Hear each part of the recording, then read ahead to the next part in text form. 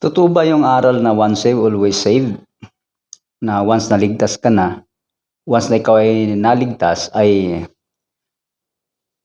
ligtas ka na at hindi ka na mapapahamak pa hanggang sa mamatay or hanggang sa darating ang araw ng paghuhukom. Alamin muna natin, mga kababayan, mga minamahal natin. Alamin muna natin kung nagkaroon nga ba siya ng tunay na kaligtasan para ating masagot yung tanong kung totoo ba ang aral na once saved, always saved. Dito po sa aklat ng Gawa sa 2, talata 48. Ganito ang sabi, basahin po natin ang nilalaman. At sinabi sa kanila ni Pedro, mangagsisi kayo at mangagbautismo ang bawat isa sa inyo sa pangalan ni Jesucristo sa kapagpatawad ng inyong mga kasalanan at tatanggapin ninyo ang kaloob ng Espiritu Santo. Yun, may pangako. Tatanggapin ang kaloob ng Espiritu Santo once na nagsisi ang tao at mabautismohan. May pangako ang banal na Espiritu.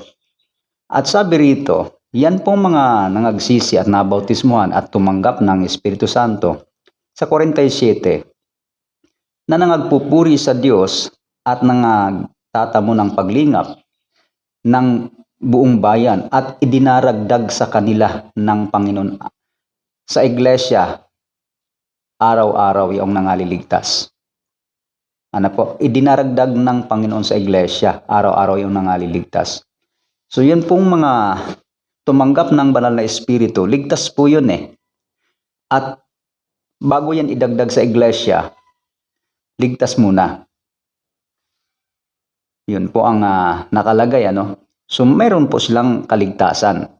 Inaalam muna natin kung nagkaroon nga ba sila ng tunay na kaligtasan. Bago idagdag sa iglesia, ay ligtas muna. Yun po yung mga tao na kung saan ay tumanggap ng banal na Espiritu, nagsisi, at sila ay nagpabautismo.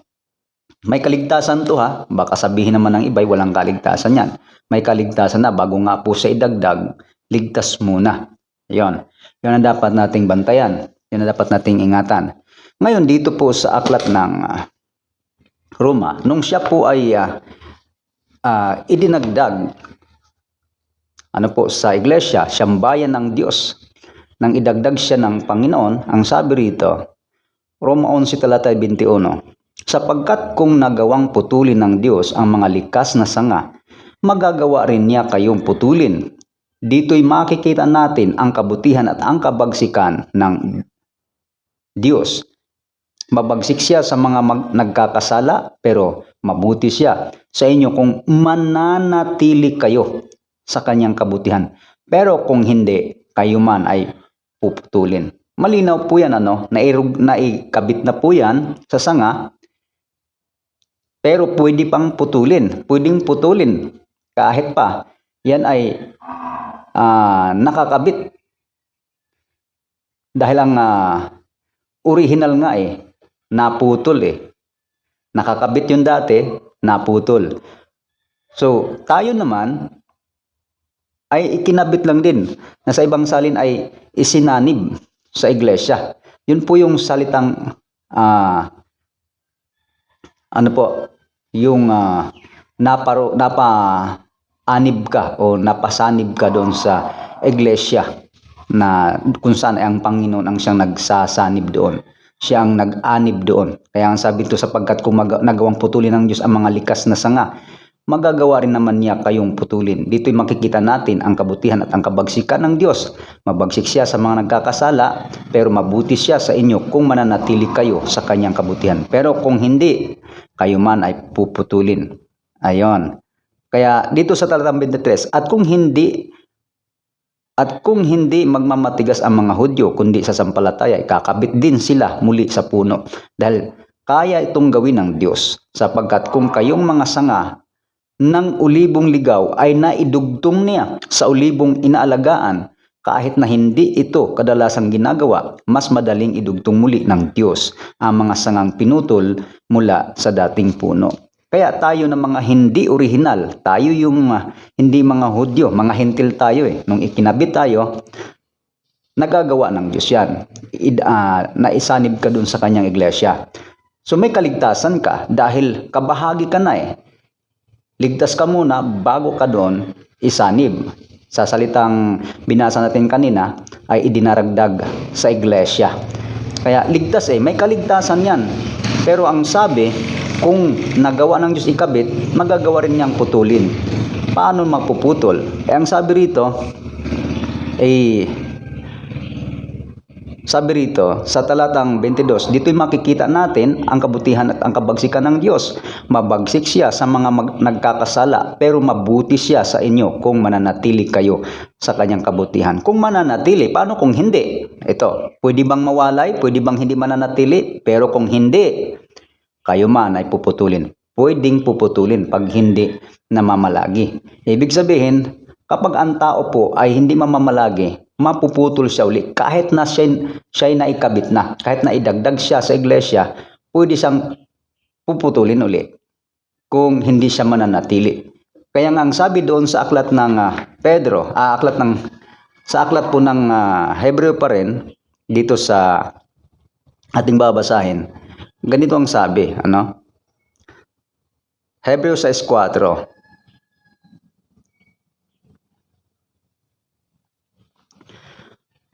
Ganito ang sabi, upang hindi natin siya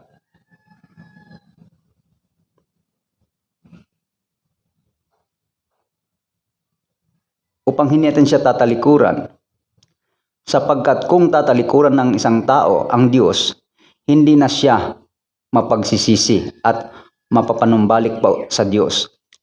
Naliwanagan na ang pag-iisip niya, nakatikim na ng mga biyaya mula sa langit, tumanggap na ng banal na espiritu, nakatikim ng kabutihang dulot ng salita ng Diyos, at nakadama na ng kapangyarihang ihahayag sa huling araw. Pagkatapos, kung tumalikod pa rin siya sa Diyos, hindi na siya mapagsisi at mapapanumbalik sa Diyos, dahil para na rin niyang ipinapakong muli sa krus at dinala sa kahiyan ang anak ng Diyos. Dito po sa King James, ganito po sa Tagalog, sa Hebreo 6:4, nais kong basahin naman dito ang nilalaman.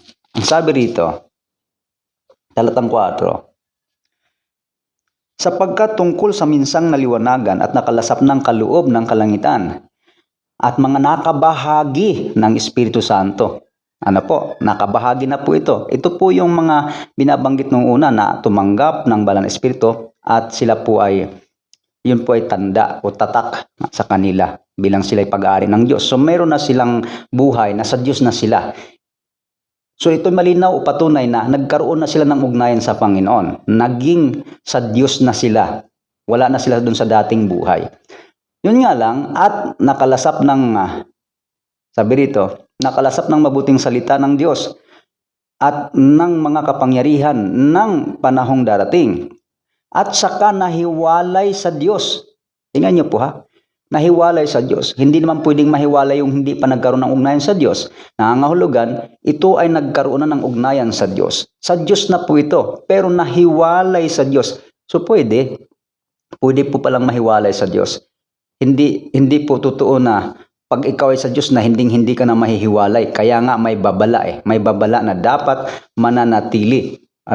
Tuloy muna natin. Ang sabi rito, at saka nahiwalay sa Diyos, ay di maaaring baguhin silang muli sa pagsisisi, yamang kanilang ipinapakong muli sa ganang kalang sarili ang anak ng Diyos at inilagay siya muli siya sa hayag na kahihiyan.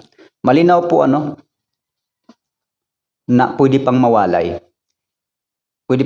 Kaya nga, tayo'y pinatitibay. Pinatitibay tayo para mananatili. Sabi sa aklat ng Gawa, sa 14, talatang 22.